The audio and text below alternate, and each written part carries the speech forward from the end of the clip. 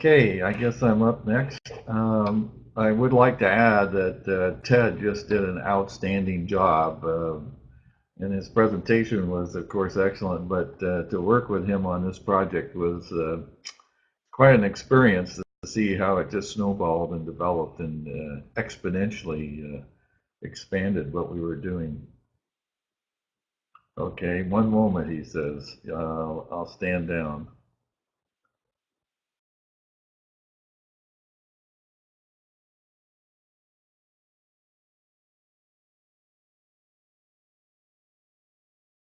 Okay, so I'm back. What I'm going to talk about is the small part that we did for using DSLRs as really a combination optical telescope, CCD detector, and recording device all in one small package. And I think that the lessons that we learned from this DSLR campaign of the Occultation of Regulus can be readily applied to future bright star events. So we wanted to capture that learning. Next slide, please.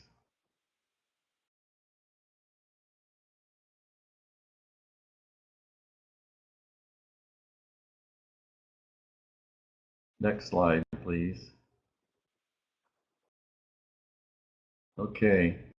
So the DSLR campaign objective was to use a modern DSLR or video camera to obtain as many additional duration-only chords. That means they wouldn't be time-stamped and they may not have any absolute time reference. And then the idea was that they could be fit in with other chords that had UT timing so that we could help improve the profile of Erigone and better map it out. For some properly equipped DSLR observers, there was also an attempt to obtain absolute timing of the event by either recording a WWV audio signal on the video or, as we do with drift scans, the Mighty Minis, is recording prior to the event a video of a VTI display of universal time on their video before and after the event recording. And I'll describe both of those. Next slide, please.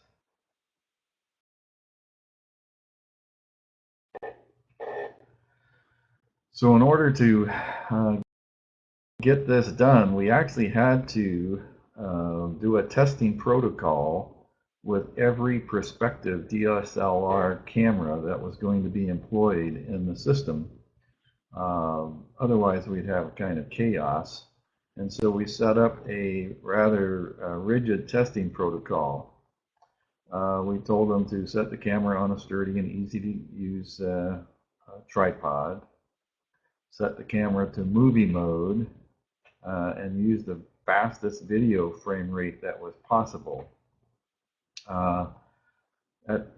And these instructions, it says a maximum of 30, but some of these cameras actually could go as fast as 60 frames per second. And then to use a 30th of a second, or for the faster ones, a 60th of a second shutter speed, some people wanted to adjust the shutter faster, but then we'd be clipping the signal in the middle of the NTSC 30 frame per second time frame, so that we advise them not to do that.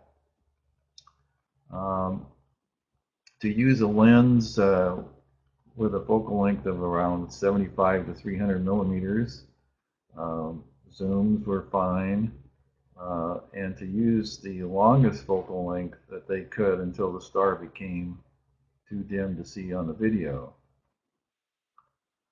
We wanted to use the lowest focal ratio to get the maximum signal to noise ratio that we could in the video, and to use the highest ISO setting possible that they could use. Some had 3200 and some had 6400. We had to advise them to use a maximum, or to use a manual focus. Autofocus and these DSLRs aren't going to work, and so we'd have them set up on a distant street light, or for the Erigone event, Jupiter was nearby. And then we had them find Regulus well in advance of the predicted event, and then shoot a 30 to 60 second test video, and then submit that for review prior to the event, so that they could be cleared to be potential DSLR observers in the project. Next slide, please.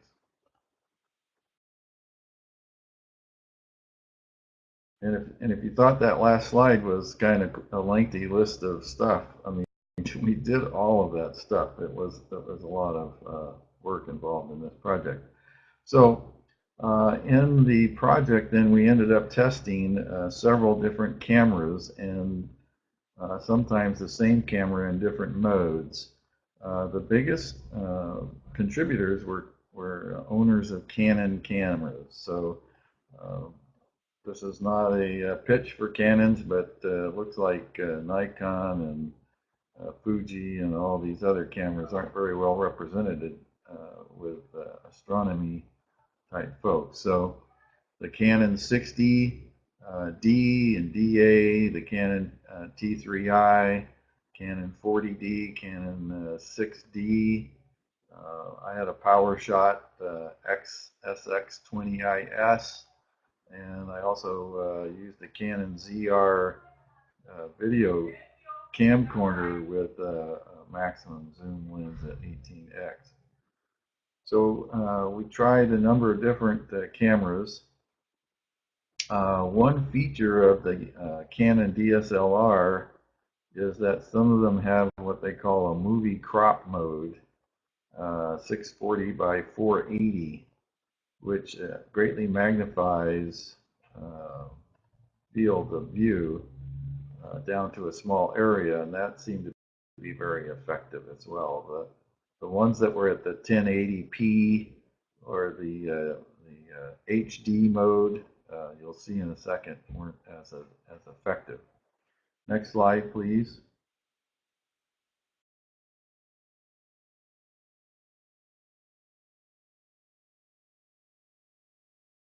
Okay, so there were some general issues that we have to note as far as reviewing DSLR video recordings, and that is that the DSLR camera records in a variety of native container formats, and a container format is like the .mov, .avi, .flv, .mp4. We can get containers of any number of designations. And then inside that container, the video and audio data is recorded by some sort of a codec. And H.264 seems to be one of the most versatile codec families that are currently used, currently being used in an MPEG-4 format. So when we get these videos, we, in order to analyze them in iMovie or Tengr, we have to transcode them, and that process requires some program to change the container format from .mov files, say, to .avi files. And for this study, I used QuickTime 7.7.5 to transcode the move files, and then other files I used Aura Video Converter 1.6.2. So that's just for your information. Okay. Next slide, please. So here's some results. In the top right, this is a fairly typical star image on a DSLR camera. And you can see it's pretty much just a dot. And that was one of the problems we had to overcome. Another is that the DSLR camera pixels have varying response.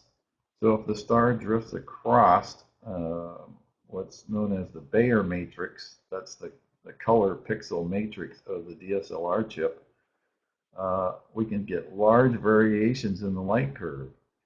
So to the right there, you see an array magnified.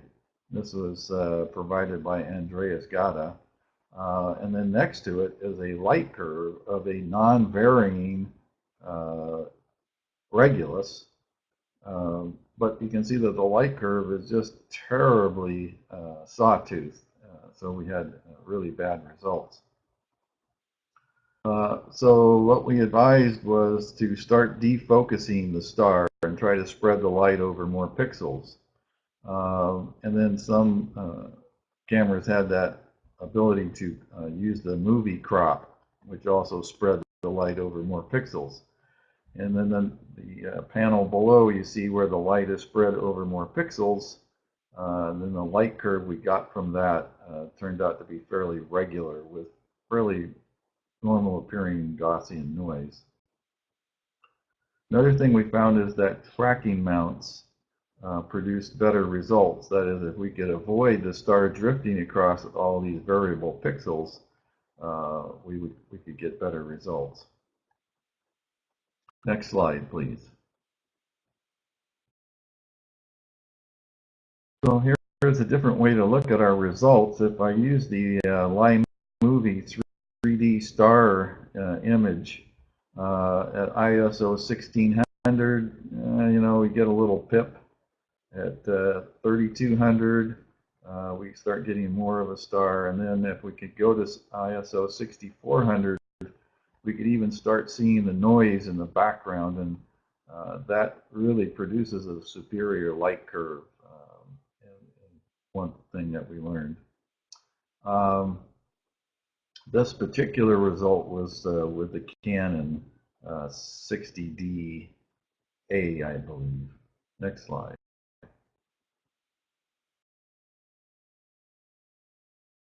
Okay, so we did have some attempts at absolute timing. There were an attempt at using WWV audio, and then one at using a UTC timestamping device. Next slide.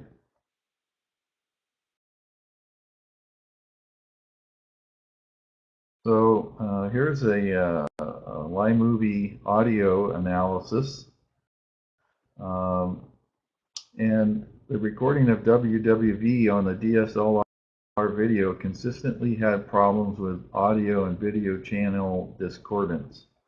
So in this example below, the blue bar is the frame at which the light of the star, or excuse me, the UTC timecode tick appeared or occurred. And the red trace shows when the WWV audio reported the tick to change. So, and iMovie notes a discordance between the video and audio channels of 0.8%. So that's a problem.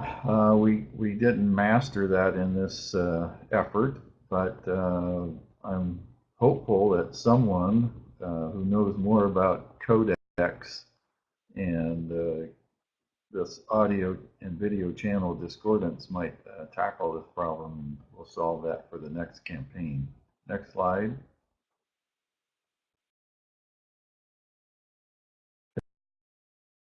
The other thing we did is we tried recording the screen of a UTC device before and after the event. And these are two examples of how I attempted to analyze that so I could get the time ticks onto the iMovie screen so that we could calibrate. iMovie has a little square box that you can put around things, and one square box shows where I put it around the second tick. And then the other below shows where I put the square box around a little revolving display of, it was like hundreds of seconds. I forget how many of those. And both show that it's possible to distinguish where the time tick occurs. And that was helpful. Okay, next slide.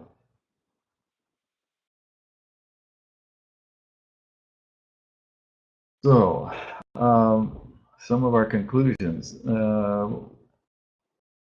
I worked with an amateur astronomer in Canada on testing his DSLR camera, and as a result, he provided lots of different tests, different settings, and different ISOs, and what have you.